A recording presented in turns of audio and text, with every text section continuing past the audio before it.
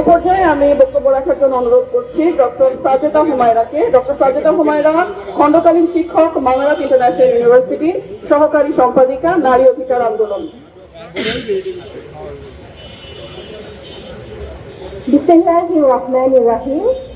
প্রিয় সাংবাদিক ভাই ও বোনেরা, আসসালামু আলাইকুম।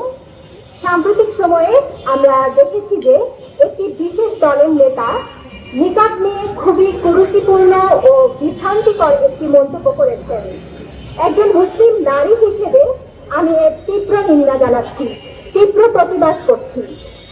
আমরা স্পষ্টভাবে বলতে চাই, হিজাব এবং নিকাব ইসলামী ঐতিহ্যের অবিচ্ছেদ্য অংশ। নিকাব আমাদের ধর্মীয় স্বাধীনতা, আমাদের পোশাকের স্বাধীনতা। আমাদের এই ধর্মীয় স্বাধীনতায় যদি কেউ আঘাত হানে, আমরা চুপ থাকতে পারি না। আমরা বলতে চাই যে তিনি বলেছেন যে হিজাব নাকি নিকাব নাকি ইসলামী ড্রেসেরই অংশ না। আমরা জানাতে চাই, আমরা কোরআন ও হাদিসের মাধ্যমে জেনেছি কোন মুসলিম নারী যদি পরিপূর্ণভাবে পর্দা করতে চান তাহলে তিনি অবশ্যই মুখমণ্ডল ঢেকে রাখবেন। তো ইসলামী সংস্কৃতিকে ধারণ করে যদি কোনো নারী নিকাব মেইনটেইন করতে চান, এতে কেউ কখনো বাধা দিতে পারবে না। আমরা জানি আমাদের দেশে বিভিন্ন ধর্মের মানুষ বাস করে, মুসলমান, হিন্দু, খ্রিস্টান, বৌদ্ধ।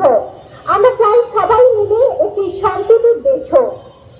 আজকে এই মানববন্ধনের মাধ্যমে আমি আহ্বান জানাতে চাই যে সব ধর্মের মানুষ যেন তাদের ধর্মীয় সংস্কৃতিকে লালন করতে পারে এবং পালন করতে পারে। এতে কেউ কখনো বাধা দিতে পারবে না। এবং ইসলামিক সংস্কৃতিকে ধারণ করেও যদি কোনো নারী নিকাব বা হিজাব মেইনটেইন করতে চান, তাকেও কেউ কখনো বাধা দিতে পারবে না, তার প্রতি কেউ কখনো কুরুচিপূর্ণ মন্তব্য করতে পারবেন না। এটা আমরা কখনোই মেনে নিব না। এরই সাথে আমি আরেকটি বিষয়ে দৃষ্টি আকর্ষণ করতে চাই। আপনারা জানেন যে জুলাই বিপ্লবের সংস্কারের কণ্ঠস্বর শহীদ ওসমান হাদিকে গুলি করে হত্যা করা হয়েছে। তিনি ইনসাফের পক্ষে কথা বলতেন, তিনি ন্যায়ের পক্ষে কথা বলতেন, তিনি আমাদের সবার জন্য ইনসাফ চাইতেন। আজকে 1 মাসের বেশি সময় পার হয়ে গেছে।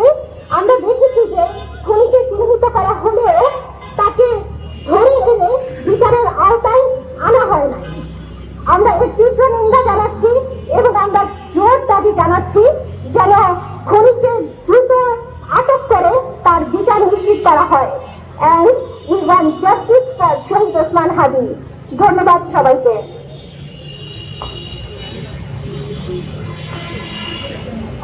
ধন্যবাদ ডক্টর সাজেদা হুমায়রা তার বলিষ্ঠ কথার জন্য।